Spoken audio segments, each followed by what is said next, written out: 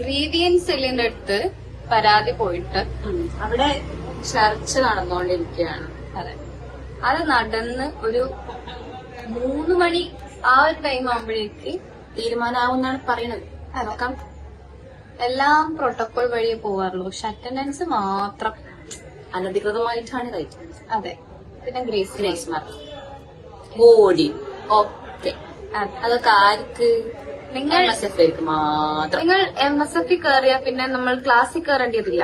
കാരണം free attendance ആണ്. Free grace mark ആയിരിക്കും. ഒരു പരിപാടിക്കും കയറാത്തവർക്ക് ഇവിടെ ഓടി, പരിപാടിക്ക് കയറിയവർക്ക് ഇവിടെ ഓടിയില്ല.